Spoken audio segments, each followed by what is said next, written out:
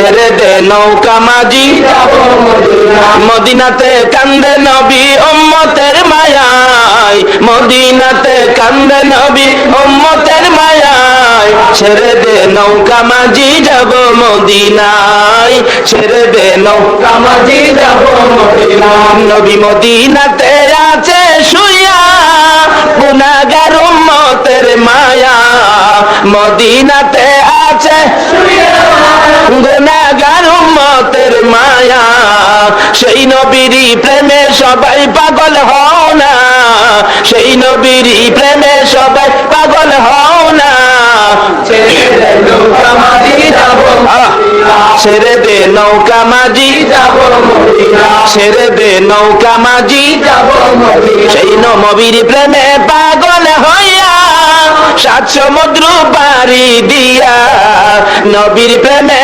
পাগল হইয়া সাত সমুদ্র পাড়ি দিয়া নবীর রওজা জিয়ারতে হব রওয়ানা নবীর রওজা জিয়ারতে হব রওয়ানা ছেড়ে দে নৌকা মাঝি যাব মদিনা ছেড়ে দে নৌকা মাঝি যাব মদিনা ভাই সাহেব কষ্ট হইতেছে আপনাদের সাহাবীরা জীবন দিত নবীর জন্য আমরা কি একটা রাত্র দিতে পারবো না নবীকে খুশি হবে না বেজার হবে বলে হুজুর আমরা রাতের খবর কি নবী পাইব আসল কি নবীজি মদিনায় আছে কিনা বলুন তো এখন সজাগ না ঘুমো আপনারা কে কে কি করতেছেন নবী দেখতেছে কিনা সমস্ত ঠিকানা সিএসআর আর খতিয়ান সহ আমার নবী দেখে তাহলে এখন নবী খুশি হবে না বেজার হবে আল্লাহ বলবেন বন্ধু এরা কি তোমার পাগল আমার রাসূল রোজা পাক থেকে এখন আর বসে না শোয়া না এখন বসে গেছে আল্লাহ বলেন আমার বন্ধু রোজার পর্দাগুলো উঠায় দাও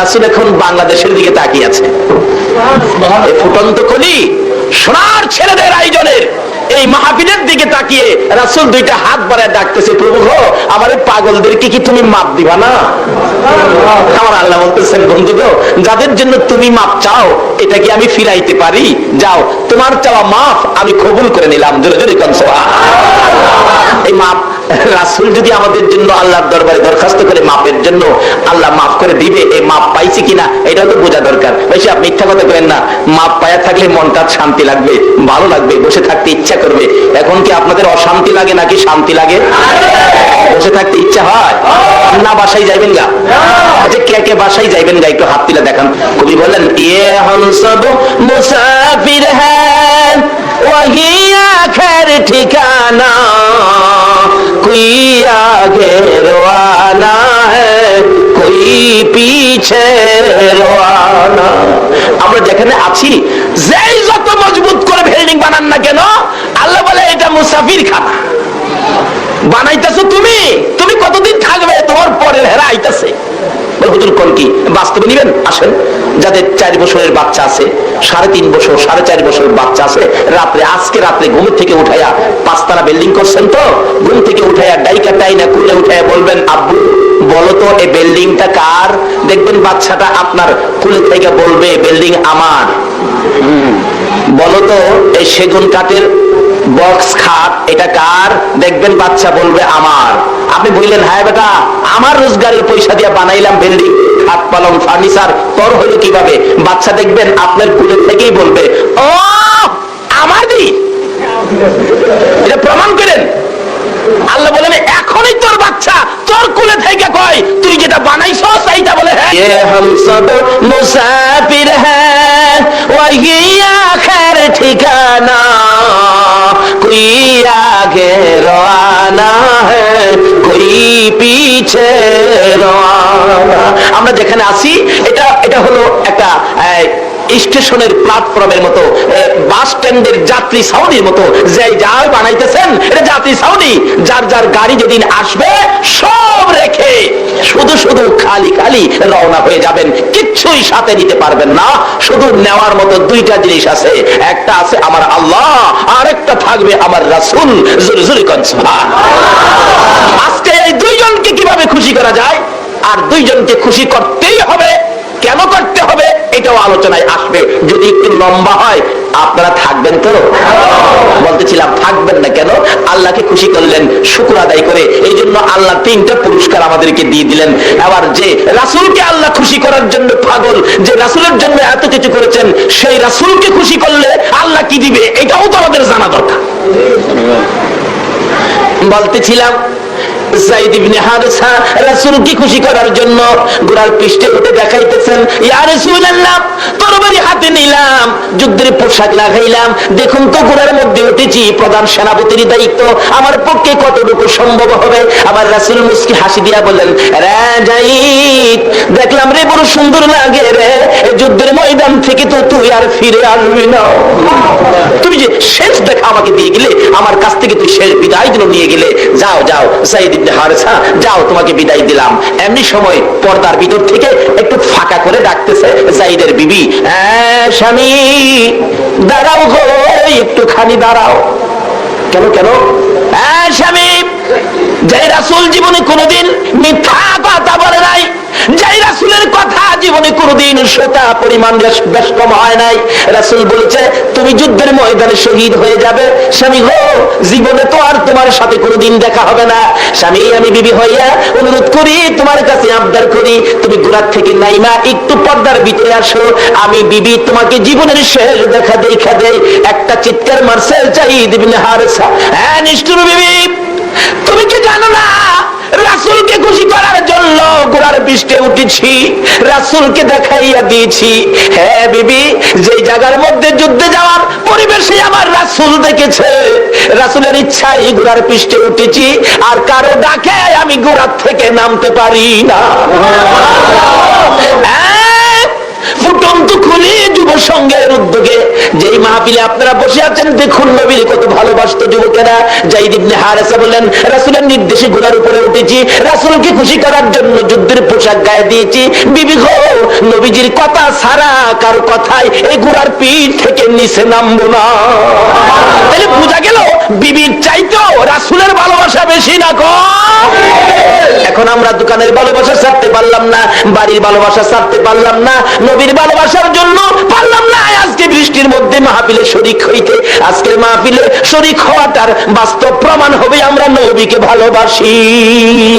ইয়া মুহাম্মদ পিয়ারা নবী এসো নিরালায়, ইয়া মুহাম্মদ পিয়ারা নবী, ডাকেন তোমার দিদারে মনের গুছিবে জানা, ইয়া মুহাম্মদ পিয়ারা নবী এসো নিরালায়, ইয়া মুহাম্মদ পিয়ারা নবী এসো নিরালায়। পাইব যারা নবীজির দিদার হবে তারা হাসরে পার, পাইব যারা নবীজির দিদার হবে তারা হাসরে পার। দয়া করে দেখা দিয়ে দূর কর জ্বালা, হায়রে দয়া করে দূর কর জ্বালা, ইয়া মুহাম্মদ পিয়ারা নবী এসো নিরালায়, ইয়া মুহাম্মদ পিয়ারা নবী এসো নিরালায়। কিভাবে নবীর দেখা নিরালা হবে এই রাস্তাগুলি খুঁজে বের করবো আজকে, আল্লাহ যদি তৌফিক দেন। সকলে বলুন আমিন। যায়েদ বলতেছেন, বিবি গো, নবীর কথাই ঘোড়ার পৃষ্ঠে উঠেছি, কারো কথাই নামবো না, নবীকে ভালোবাসি রে, নবীর চেয়ে বেশি আর কাউকে ভালোবাসি না। বিবি ডাকতেছেন, স্বামী গো, আজকে তোমার সাথে জীবনের শেষ দেখা হবে, শহীদ হয়ে যাবে, আর তো কোনদিন তোমার সাথে দেখা হবে না।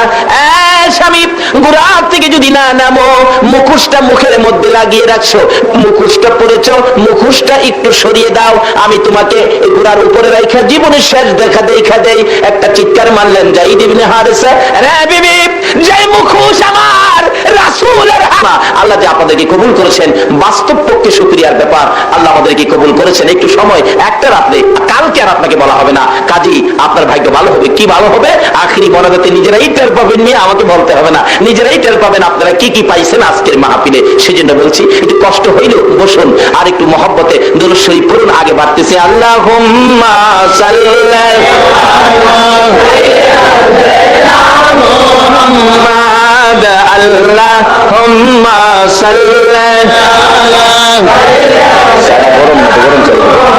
মাদানা বিয়ানা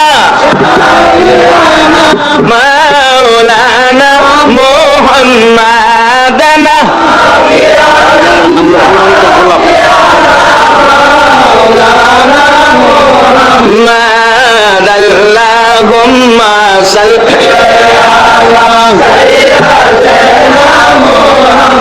আহারে পাষাণ হৃদয় নবীর জন্য কান্দনা, আহারে পাষাণ হৃদয় নবীর জন্য না, হায়রে তোমায় সারা দয়াল নবী বেহেশতেতে যাবে না, হায়রে তোমায় দয়াল নবী বেহেশতেতে যাবে না।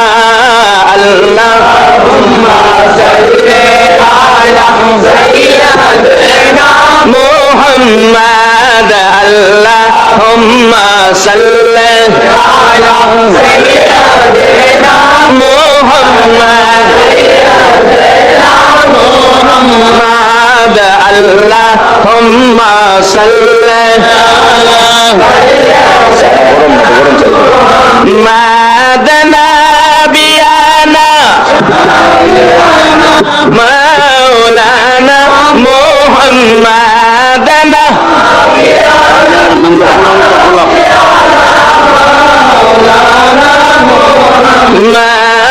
আল্লাহুম্মা সাল্লি আহারে পাষাণ হৃদয় নবীর জন্য কান্দনা, আহারে পাষাণ হৃদয় নবীর জন্য না, হায়রে তোমায় সারা দয়াল নবী বেহেশতেতে যাবে না, হায়রে তোমায় দয়াল নবী বেহেশতেতে যাবে না। আল্লাহুম্মা সাল্লি আলা সাইয়্যিদিনা মুহাম্মাদ, আল্লাহুম্মা সাল্লি আলা সাইয়্যিদিনা মুহাম্মাদ নাবিয়ানা মুহাম্মাদ নাবিয়ানা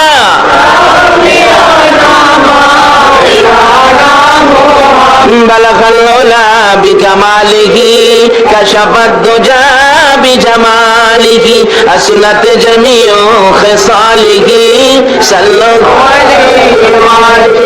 বলতেছিলাম নবীকে খুশি করার জন্য যাই তৈরি হয়ে যায়, দুনিয়ার কারো কথা মানতে রাজি না, নবীর কথাই মানবো। কেন? নবীকে বিবি পাশে দাঁড়াইয়া বলেন, স্বামী গো, অন্যদিন কোথাও গেলে বাচ্চাদের মাথায় হাত বোলান, বাচ্চার দুই গালে চুমা দেন, বাচ্চাদেরকে আদর করে জিজ্ঞেস করেন কি আনবো, কি খাইবা, কি তোমাদের দরকার। আজকে কেন বাচ্চাদের দিকে তাকান না, বাচ্চার মাথায় হাত বোলান না, বাচ্চাদের দুই গালে চুমো দেন না? হযরতে জাফর ইবনে আবু তালিব বলেন, বিবি কোন প্রশ্ন করবে না, আমি রাসূলকে খুশি করার জন্য রওনা হয়েছি। যুদ্ধের ময়দানে যাবরে বিবি কোন প্রশ্ন আমাকে করবে না। জাফর ইবনে আবু তালিবের বিবি বুঝি ফেললেন, এবার বুঝি কঠিন সমস্যা হতে পারে।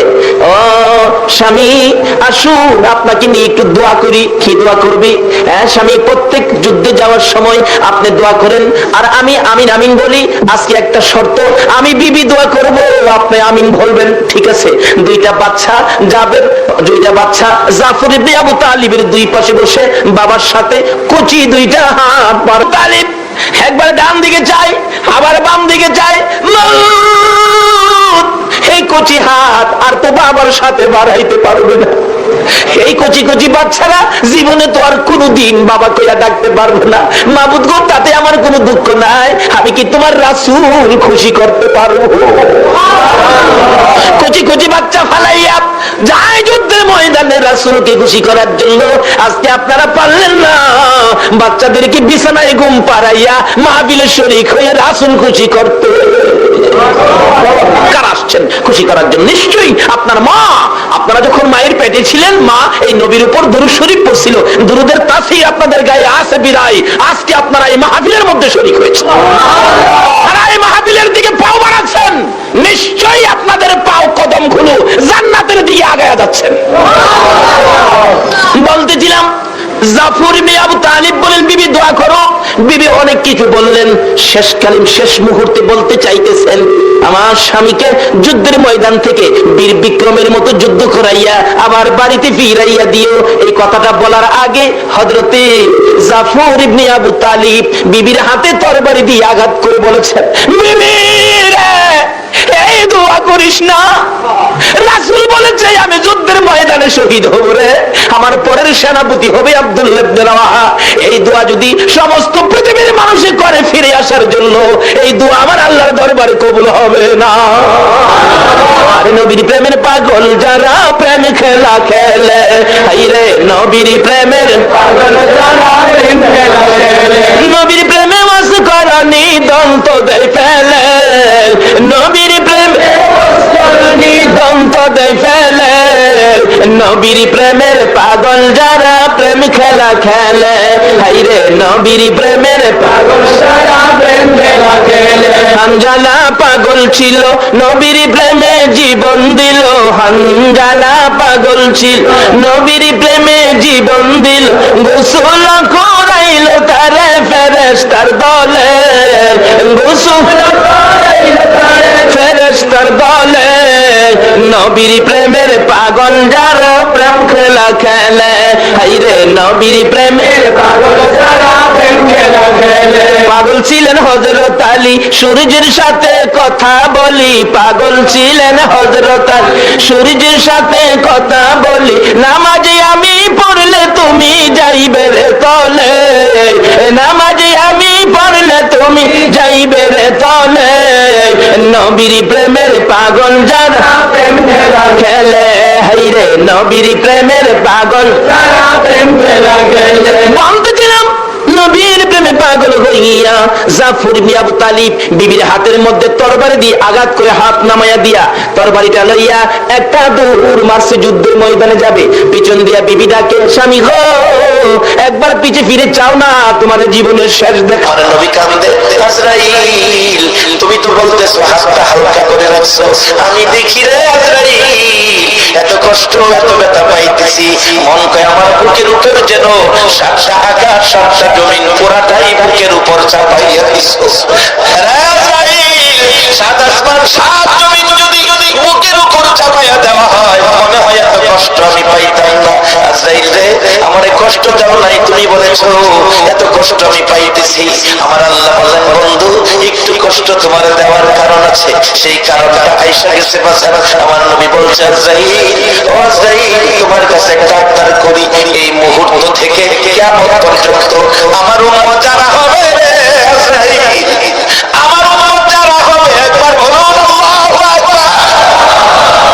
আমার উম্মত যারা হবে রে আজরাইল, এই মুহূর্ত থেকে কিয়ামত পর্যন্ত আমার উম্মতের রূহ বের করতে যা কষ্ট তুমি দিবা, একটা আবদার করি, সকল উম্মতের রূহ বের করার কষ্ট ব্যথা দুঃখ সব আমি মুহাম্মদের বুকে চাপাইয়া দাও। আরে উম্মতের কান্ডার নবী রহমতের বান্দার, বলো উম্মতের কান্ডার নবী, নবী বিনে রোজ হাসরে কে করিবে পার, নবী বিনে রোজ হাসরে কে করিবে পার, উম্মতের কান্ডার নবী রহমতের বান্দার, উম্মতের কান্ডার নবী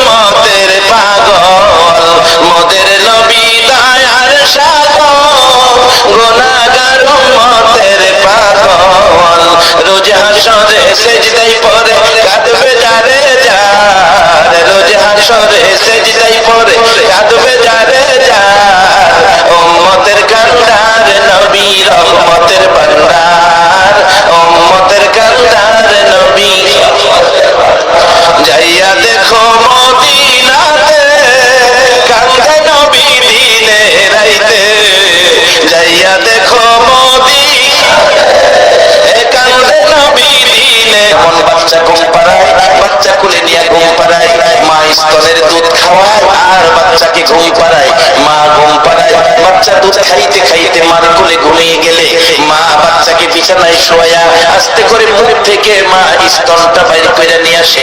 বাচ্চাটা ঘুমাইয়া গেলে মা আস্তে করে স্তন মার বাচ্চার মুখ থেকে বের করে নিয়ে আসে। বাচ্চাটা ঘুমিয়ে গেলে মা স্তন মুখ থেকে বের করে নিয়ে আসে, বাচ্চা খবর পায় না। নবী এর চেয়ে আরো সুন্দর করে আপনার উম্মতেরা ঘুমিয়ে যাবে, আমি আজরাইল রূহ আরো আস্তে করে বের করে নিয়ে আসবো। সেই নবী ছিলেন, নবী মানা, নবীর উম্মত হওয়া, নবীর পক্ষে থাকা, বলুন আমাদের দরকার আছে কিনা? বাবারা তাহলে কি লাভ হবে? আসুন সামনে মহব্বতে আরো দরুদ মদিনায় পাঠান। আল্লাহুম্মা সাল্লি সাইয়্যিদিনা মুহাম্মাদ, আল্লাহুম্মা সাল্লি মাওলানা বালাগাল উলা বিজামালিহি কাশাফাত দুজা বিজামালিহি হাসনাত জামিউ খিসালিহি সাল্লু। সামাউন বলেন, এরে হাসান বসরি, আমার এতদিনে এই পরামর্শটা দিলি আমি আমানত হব, আখিরি নবীর উম্মত হব, আমি কালিমা পড়ব। তবে শর্ত হলো আমার নবীর হাদিস শর্ত পেয়েছি, মান ক্বালা লা ইলাহা ইল্লাল্লাহু ফাদাখালাল জান্নাহ। হাসান বসরি রে, তুমি একটা লিখিত দাও, তুমি একটা লিখিত দাও, তুমি যে আমারে কালিমা পড়াইছো, আখিরি নবীর উম্মত বানাইছো, আমারও বানাইছো। আল্লাহ ওয়ালারা, আল্লাহর ওলিরা কি করে? আমারও বানাইছো, তুমি একটা লিখিত দাও। আমি কবরে যাইয়া প্রশ্নের সম্মুখীন হলে লেখাটা দেখাবো, আর কিছু আনতে পারি নাই। এই যে দেখো সামাউন আমার হয়ে আসছে। হাসান বসরি রহমাতুল্লাহ আলাইহি কালিমা পড়াইয়া আমাকে আখিরি নবীর উম্মত বানাইছে। হাসান বসরি শুধু লেখাটাই নয়, আমার মৃত্যু হয়ে গেলে কালিমা পড়ার পর তুমি আমার নিজের হাতে গোসলটা দিও।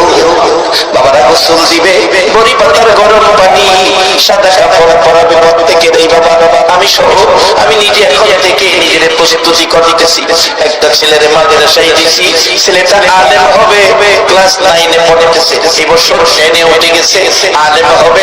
আমি বলেছি বাবা জানাজার নামাজের নিয়ত ভালো করে শিখো, তোমার মাদ্রাসায় পড়াইছি তোমার রোজগার খাওয়ার জন্য নয় গো বাবা।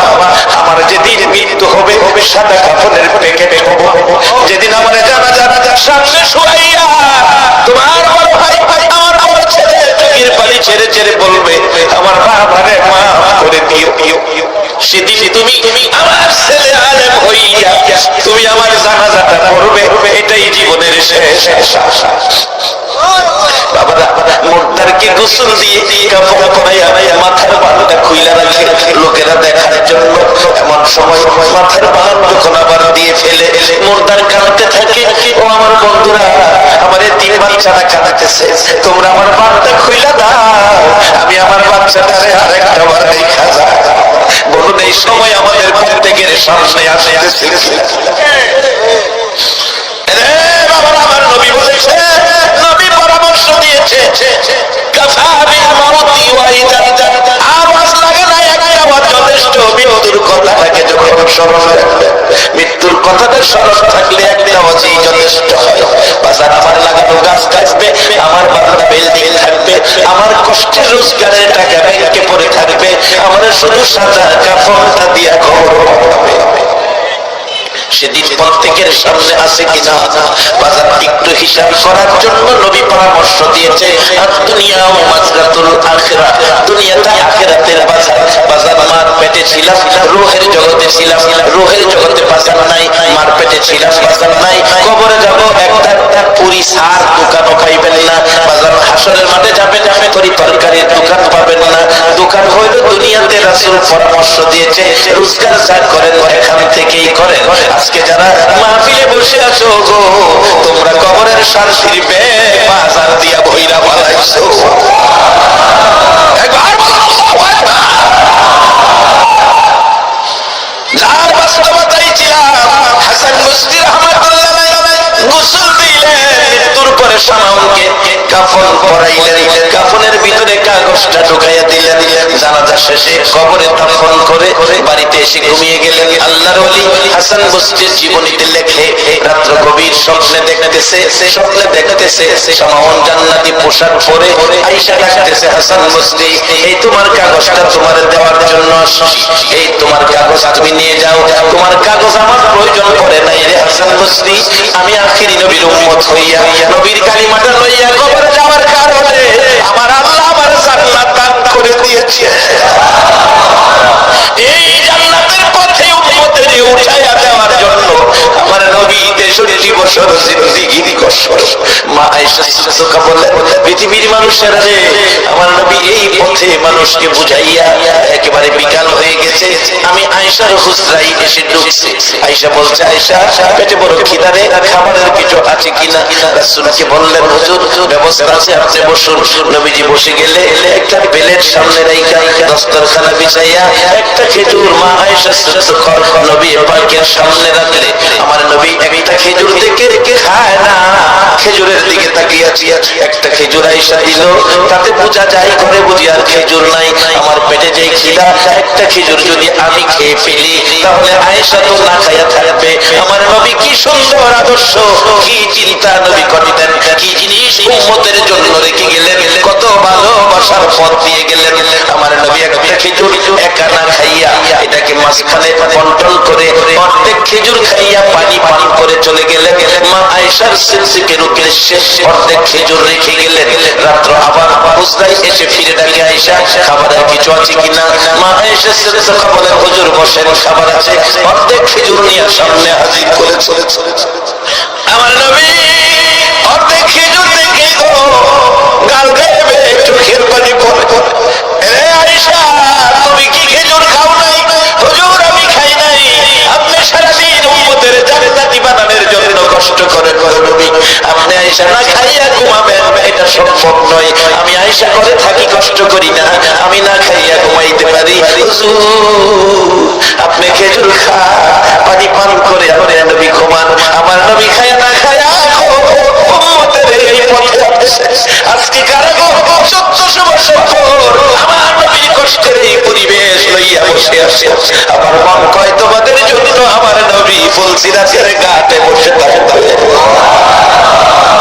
এই কষ্ট নবী 63 বছর জিন্দেগি করেছে এই পরিবেশটা পৃথিবীতে কায়েম করার জন্য। বাবা একটা দিন নবী দেখলাম না, মক্কায় জন্ম হয়ে এইভাবে আসতে পারে আবু জাহেল, আসতে পারে আবু লাহাব, আসতে পারে আবু তাবা শাইবা, আর আমরা 6000 কিলোমিটার দূর 1400 বছর পর একটা দিন নবী দেখার ভাগ্য হলো না। তারপর আরামের ঘুম আরাম করে এই নবীর উম্মত হইয়া নবীর রেখে যাওয়া কোরআন সুন্নাহর পক্ষে বসা আপনাদের ভাগ্য যে কত। আল্লাহু আকবার। এই বেকল খোলাফাগুলি এই বাবার এই কষ্টের টাকা লিয়া এই হোটেল ভাড়া করে থাকে। সকালে কিচ্ছু নাই, কক্সবাজার কিচ্ছু নাই, শুধু সাগরের পানি ছাড়া কিচ্ছু নাই।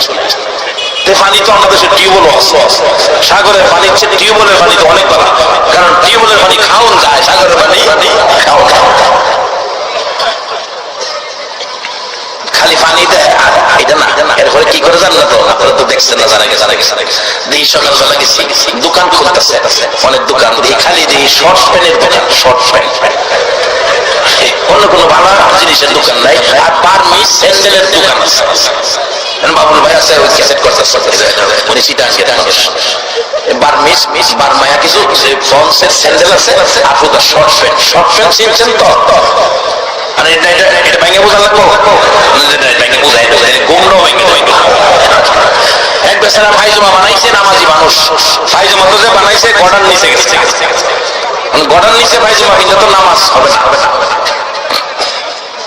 সকালবেলা স্ত্রীর কইছে, কই গো খোলার মা, ফাইজমাটা বড় হয়ে গেছে, এটা আধার টাইটটা কমাই আসবে, মালাকেরা সিলাই নামাজের জন্য এটা সুবিধা। জোহরের সময় নামাজ পড়তেছে, খোলার মার খেল নাই, এটা আর করে নাই। ফাইজমা ফিরে দেখা গেছে। পরে মেয়ে কইতেছে, মা তোমার মারে কইলাম কথাটা শোনো না, তুমি এটা আধার কমাই আগে সিলিতে দিয়ে। মেয়ে কো আব্বা আমি সিলিতে আসরের সময় পড়তেছে আগে থাকা। কি গো মায়া? আব্বা আমার মন নাই। ফোলার বউরে কইছে, ও দুজনে কইলাম শুনলো না, তুমি তো বলার বউ, আমার কথাটা শুনলো এটা আদর কমায় আসিলে মাগরিব পড়তে হয়েছে আগে থাকে কি গো আপা আমার মন নাই ছোট বই না একটা বোনের রেখেছে বোন হ্যাঁ তো করলো না, তুই তো আমার বোন ভাইয়ের দরকার দরকার তো ভাই কি করতে হবে কয়টা আদর কমাইস আচ্ছা আচ্ছা গেছে এসার পড়তে হয়েছে আগে কিরে ভাই আমার পরে মনটা কষ্ট সাত জন্য পেলাম কাজটা করলো না, পরের দিন সকালবেলা ঘুম তিনটা কেউ উঠছে না ঘুমতে বাড়ি অনেক স্বামীর মনে কষ্ট দিচ্ছি, স্বামীর মনে কষ্ট দিলে এটা আল্লাহ মানতো না, কাজটা খারাপ করছি, তাড়াতাড়ি কেউ ঘুমতে না উঠবার আগে এটা আধার পেটটা সিঁড়ি দিয়ে দিয়ে রাখছে। মেয়ে ঘুমের থেকে উঠতে কয় আবার মনে কষ্ট দিচ্ছি, মা বাবার মনে কষ্ট দেওয়া বড় ব্যাপার, মেয়ে ওটা আধার দিলিটা দিয়ে দিচ্ছে। ফুলের বউ নাস্তা টাস্তা রান্না করছে, রান্না করে কয় অনেক কাম কাজ নাই, শ্বশুরে কইছি হাই জমাটা কমাইতাম, এটা না কমাইলে কাম ফুলের বউ আদাত কেটে করে দিচ্ছে।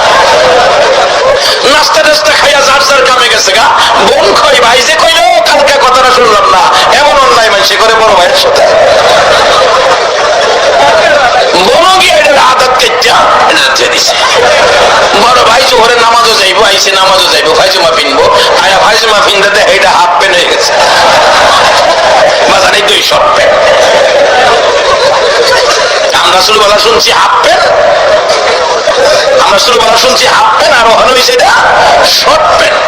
গিয়া দেখি কক্সবাজার কয়েকটা শর্ট প্যান্টের দোকান, এবং নতুন না বাসান সব পুরান। আমি জিগাইলাম দোকানদার রে, এইগুলি কি বিক্রি হবে এখানে, এগুলি কেউ নিবে? এই পুরান শর্ট প্যান্ট নিয়ে বসে রয়েছেন, হুজুর এটা নাকি পাগল আছে, আপনারা না আপনারা দেন গা। আমি বললাম এটা কোন পাগল রে, এটা কিনে আমার দেখুন লাগবো। আমি কিনা আজ দেখতে যাবো কত একটু খারই কিনে না হুজুর, কিন্তু 20 টাকা ঘন্টা ভাড়া দেই। কেমন ব্যাখ্যা চিন্তা করেন, 20 টাকা ঘন্টা শর্ট প্যান্ট ভাড়া নেই। লক্ষ লক্ষ মানুষ খানায় কাবার চারিপাশে ঘুরে প্রশ্ন করলেন, ও মানুষ এইখানে তোমরা ঘুরো কেন, ব্যাপার কি? লোকজন জবাব দেন, ফাতেমা গো আমরা হলাম খানায় কাবার পাগল। ফাতেমা জিগায়, ও খানায় কাবা এই মানুষ হল তোর জন্য পাগল, তুই খানায় কাবা কার পাগল? খানায় কাবা বলেন, ফাতেমা রে আমি খানায় কাবা হলো আমি আল্লাহর পাগল। ফাতেমা বলেন, মানুষ খানায় কাবার পাগল, খানায় কাবা তোমার পাগল।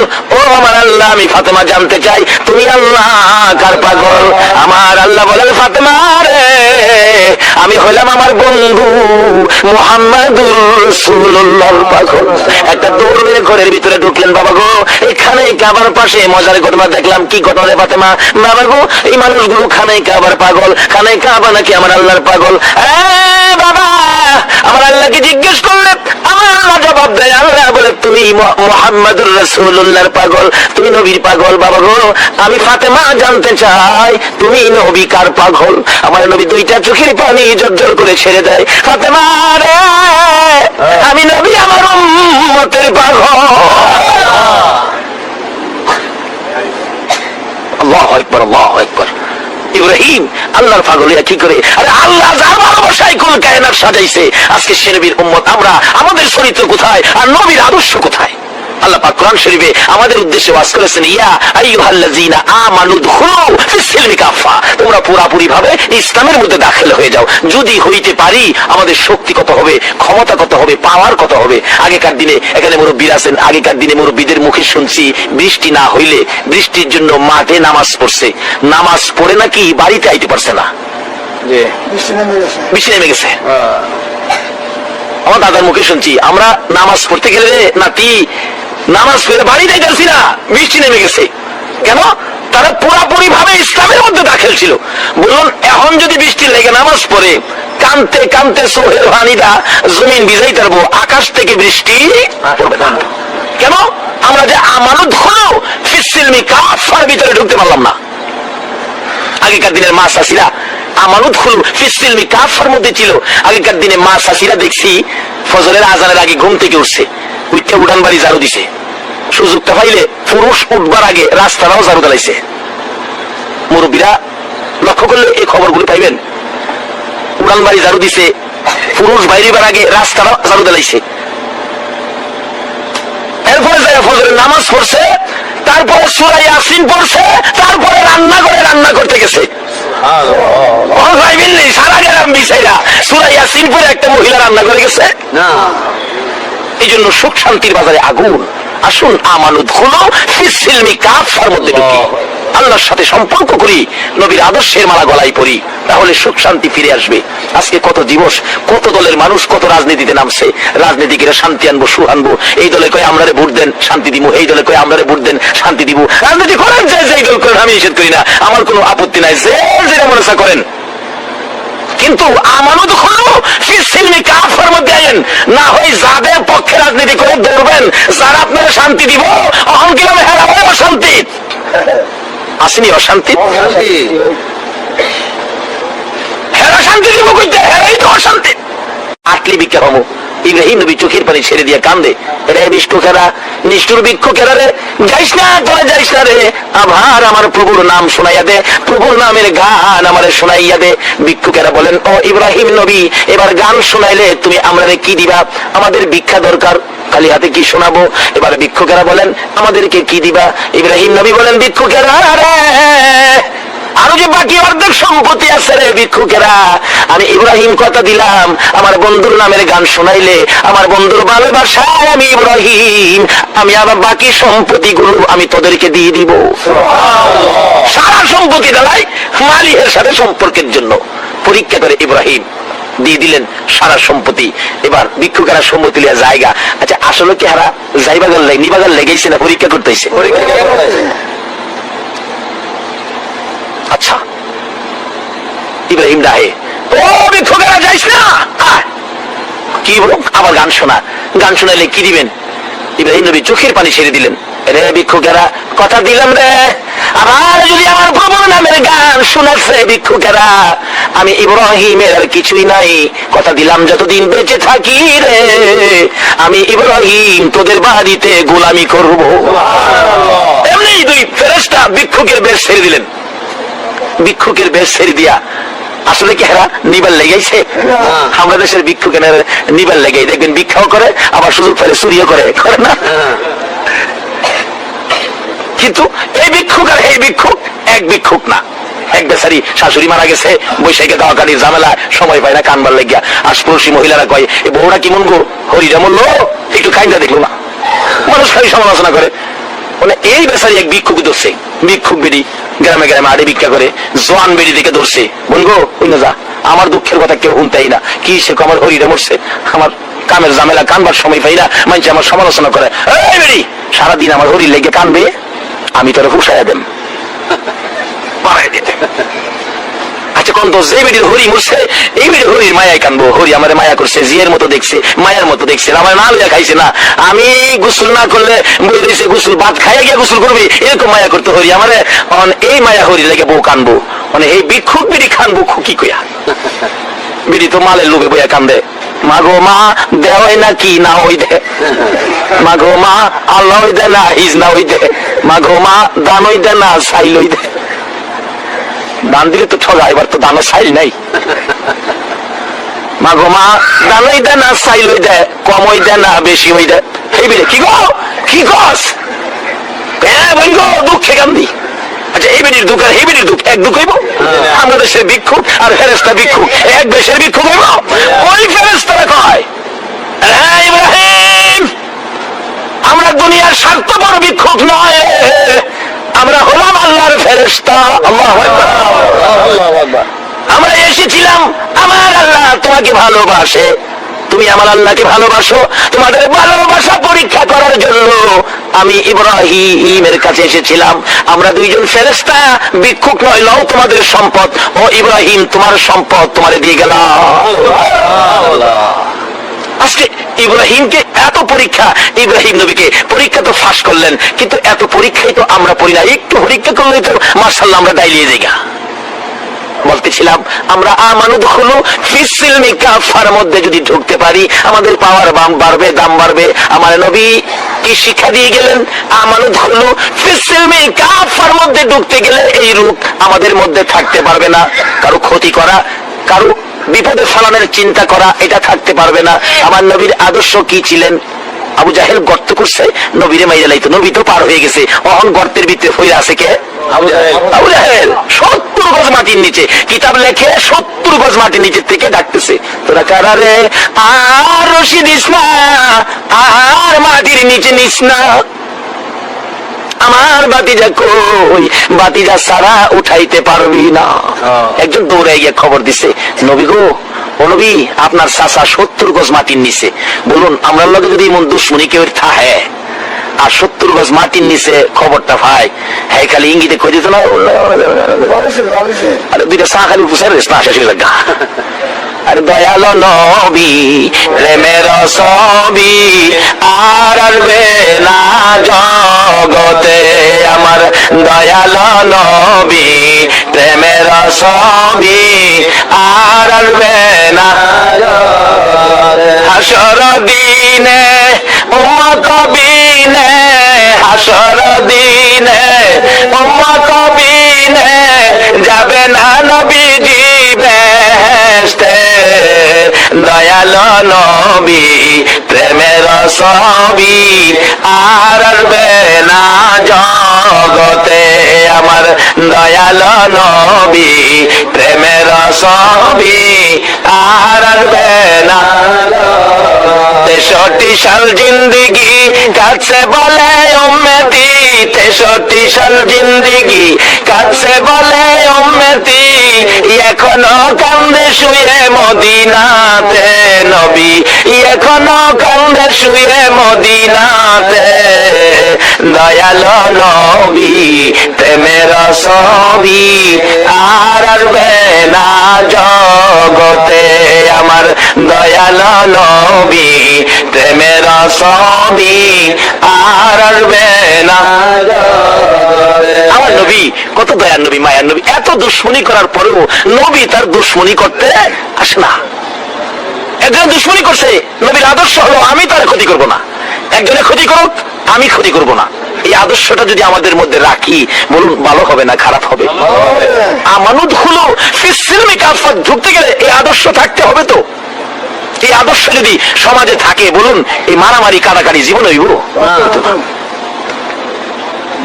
আমার নবী কি আদর্শ! ছোটকালে আমরা বইয়ের মধ্যে পড়ছি এক দুষ্ট বুড়ির কাহিনী, বুড়ির বাড়িতে গেছে, আল্লাহু আকবার বলো, এই আদর্শ দিয়ে নবী তাম পৃথিবী জয় করেছে। তাই কোন কবি বলেন, অস্ত্র সারা যুদ্ধ করে দুনিয়া করলো জয়, তাই তো আজি মানবে দানব মোহাম্মদ নাম লয়, অস্ত্র সারা যুদ্ধ করে দুনিয়া করলো জয়, তাই তো আজি মানবে দানব মোহাম্মদ নাম লয়। হাতিয়ার দিয়ে নয়, পারমাণবিক বোমা দিয়ে নয়, মেশিন গান দিয়ে নয়, জঙ্গি হইয়া নয়, আদর্শ দিয়ে, প্রেম ভালোবাসা মহব্বত দিয়ে আমার নবী সমস্ত পৃথিবী জয় করেছে। এই আদর্শটা আমাদের মধ্যে ফিরে আসে, আল্লাহ আমাদের ডাক শুনবে, আল্লাহ আমাদেরকে শান্তির ফাইসালা দিবে। বলতেছিলাম এই আদর্শে কিভাবে আমরা ফিরে আসতে পারি। আসুন সামনে বাড়ি, আমাদের কষ্ট হইতেছে না তো, আর আধা ঘন্টা সময় ইনশাল্লাহ, আসুন আমরা আগে বাড়ি। এই তো আল্লাহ রাব্বুল আলামিন তার বন্ধুকে দেখতেছে, বুড়ির বাড়িতে গিয়ে ঢুকছে, যায়া দেখে বুড়ি অসুস্থ শুয়ে আছেন। নবীরে দেখে যারে কষ্ট দিত হেলাইছে, কোন তো বুড়ির কলিজা চিপা মারছে না, আমার মাইরে লাইব, আমার কি মাইরে লাইব। আসলে কি নবী মারতে গেছে? নবী দেখে, কি ব্যাপার বুড়ি, তুমি এখানে অসুস্থ হয়ে গেছো, রাস্তায় গেল না, কি ব্যাপার, তোমার কি অসুবিধা বলো, আমি নবী তোমার কি খেদমত করতে পারি। এরকম আদর্শ যদি আজকে মুসলমানদের মধ্যে ফিরে আসতো, এখনো বিশ্বের বাজারে মুসলমান বিজয়ের পতাকা উড়াইতো। আসুন আমানত হলো ফিসসিলমি কাফার মধ্যে ঢুকি। আমার কানে যখন খবর পৌঁছলো আবু জাহেল 70 গজ মাটির নিচে, কয় গজ? 140 হাত, 70 গজ মাটির নিচে গিয়া দেখছেন না তো, মাঝে মাঝে কয় ফেসো ভালাই তাহলে তোমার 70 গজ মাটির নিচে নিমু, কয় না কথা? এই কথাটা আইসে করতে আবু জাহেল হয়ে দিয়ে গেছে, হ্যাঁ রে ভাই রে জুতা না বাইরম করার, হ্যাঁ এই কামটা করে গেছে। দেখেন কমাইছে একজন একজনে, তোমার ঠিক মতো ফেসো ভালাই তাহলে 70 গজ মাটির নিচে নিমু। আচ্ছা কম তো 70 গজ মারি নিচে তুমি যে হ্যাঁ নিবা, তোমার তো লগে 70 গজ যাও লাগবো, 70 গজ না গিয়ে হ্যাঁ 70 গজ নিবো কেমনে, এই চিন্তা আর করে না। হযরত নূহ আলাইহিস সালাম দোয়া করছেন, আল্লাহ আল্লাহ গো সমস্ত পৃথিবী ধ্বংস করে দাও, পানিটা সব শেষ করে দাও। আল্লাহ গো পানিটা শেষ করলে তুই থাকবি কই? শিয়ালে বলে দোয়া করে, শিয়ালে রাস্তার দিনের বেলা শিয়াল বাইরিলে কাকে দেখবেন কাকা করে, কাকে শিয়াল দেখলেই কাকে কাকা করে, তখন শিয়ালে দোয়া করে, আল্লাহ গাছের আগাটা পানি যাইতো, রাস্তায় কাটা দেয়, আমার গালি দেয়, ধাক্কা দেয়। চাচা তুমি যদি আমার পক্ষে আসো, কালিমার মালা গলায় পড়ো, ও চাচা তুমি যদি আমানত হলো ফিসিলমির মধ্যে ঢুকে যাও, আমার মন বলে তুমি আমার পাশে থাকলে মক্কার লোকেরা আমাকে আর কষ্ট দিবে না। আবু জাহেল বলেন, এত বড় সাহস ভাতিজা তোমার, আমাকে তোমার দলে নিবা, তাহলে তো আমার নেতৃত্ব থাকবে না। ভাতিজা এত সাহস তোমার, দ্বারাও আমি আসতেছি। ঘরের ভিতরে যাইয়া গো আঙ্গুলের মতো চিকন একটা লাল চাবুক বাহির করে হাতটা পিছনে নিয়ে আমার নবীর সামনে দাঁড়াইয়া প্রশ্ন করে, ভাতিজা রে কি বলেছিল বলো? আমার নবী দুইটা চোখের পানি জর্জর করে ছেড়ে ছেড়ে কান্দে, চাচা গো আমার মা নাই, আমার বাবা নাই, মক্কার যুবকেরা আমার কষ্ট দেয়, কালিমা লইয়া বাহির হলে তুমি যদি কালিমাটা পড়ে আমার সঙ্গী হও, মন বলে তারা আমাকে আর গালি দিবে না, কষ্ট দিবে না। নিষ্ঠুর পাষাণ আবু জাহেল এই কথা বলার সঙ্গে সঙ্গে পিছন থেকে চাবুকটা বাহির করে, যে নবীর চেহারায় জীবনে কোনোদিন মশা মাছি বসে না, যে নবীর চেহারায় জীবনে কোনোদিন খাজলি পাসরা হয় না, বসন্ত হয় না, ওই নবীর নুরানি চেহারায়, পূর্ণিমার চাঁদের মতো চেহারায় আবু জাহেল সাত সাত করে আঘাত শুরু করে দিল। কিতাব লেখে এক একটা আঘাতে নবীর চামড়া ফাইটা রক্ত মোবারক বাহির হতে থাকে। চাপা দিয়ে ধরে নবী কান্দে, চাচা গো আমার মা নাই গো, বাবা নাই গো, এইভাবে আমার মায়েরও না, তোমার কি মায়া লাগে না? বাম দিকে আঘাত করলে বাম দিকে চাপায় ধরে এইভাবে মারতে মারতে নবীকে মরুভূমির বালুর মধ্যে শোয়াইয়া ফেলেছে। নবী এতিমের মতো দুইটা চোখ বাহির করে কান্দে, চাচা আর কত মারবা গো, আমি উঠতে পারি না। আবু জাহেল বলেন, ভাতিজা বলো জীবনে কোনদিন আমার কাছে আসবা কিনা? আমার আল্লাহ বলেন, বন্ধু যেই কালিমাটা লইয়া আমানত হলো ফিসলমির কাফার মধ্যে ঢুকাইতে যাইয়া ইয়া তোমার খাইলা গো বন্ধু, একবারও আমার কাছে বিচার দিলা না। ও বন্ধু কথা দিলাম, যেই কালিমা লইয়া রাখতে লাল লাল হয়েছে গো বন্ধু, এই কালিমাটা লইয়া যারা যদি তোমার উম্মতেরা যদি আমি আল্লাহর কথা মানে তোমার কথা মতো চলে, এই কালিমা লইয়া যদি এই জমিনের মধ্যে ভালো রাস্তায় চলে, ভালো পথে চলে যাও, আমি কথা দিলাম এই রক্ত মাখা কালিমাটার বিনিময়ে আমি আল্লাহ 10টা পৃথিবীর সমান একটা জান্নাত আমি দান করে দিব। এত কষ্ট দিলেন যে আবু জাহেল, এই আবু জাহেল 70 গজ মাটির নিচে আমার নবী খবর পায়া দৌড়ে আইতাছে, চাচারে উঠাইতো, দরজার কিনারে খারিছে, কি আদর্শ কি শিক্ষা, ডাকতেছে চাচা, চাচা গো। নবীজির শব্দ পাইছে 70 গজ মাটির নিচ থেকে, ভাতিজা আইসো বাবা, চাচা আমার উঠাও। নবী জিগায়, চাচা এই গর্তটা কাল লেগে করছো? অনেকে আর মিশা কথা করে হারে না, বাবা তোমার লেগে করছিলাম। নবী কান্দে, চাচা গো কেমনে তুমি এত নাদান হইলা, এত নিষ্ঠুর হইলা, বাস আমার লেগে যখন করছো ওখানে আমি তোমার উড়াইতাম না, উঠামো কালিমাটা ফললে। আবু জাহেল কে বাজান আগে উঠাও, মাটির অবস্থা ভালো না, 70 গজ নিচে তো সুবিধা না, বিপদ দেখা যায়, আগে আমার উঠাও তারপরে কালিমাটা ফরমো। আচ্ছা আপনাদের ধারণা কি আসলে কি হ্যাঁ ফরমো? তো কপাল ঘোরা, ভাগ্য তো ভালো না। হাসি বেলাল এই কালিমা পরে আমারও তো হলো ফিসিলমি কাফার মধ্যে ঢুকে গেল, কিন্তু আবু জাহেল এত বড় জ্ঞানী হইয়া পারলো না, মূর্খের বাপ লকব পেয়ে গেল। আবু জাহেল কয়, বাবা আমার আগে উঠাও। নবীজি নিচের দিকে হাত বাড়াইলেন, আবু জাহেল উপরের দিকে হাত বাড়াইলেন। আমার আল্লাহ কয়, রে জিবরাইল আমার বন্ধু এসে গেছে, আর বাকি থাকতে পারে না। হাতের সাথে হাত মিলে গেছে। আল্লাহু আকবার। আমার নবী একটা টান দিয়ে উপরে উঠাইয়া জিজ্ঞেস করেন, চাচা গো, ও চাচা কালিমাটা পড়ো। আবু জাহেল বলেন, ভাতিজা রে এত বড় জাদুগির তুমি আগে জানি না।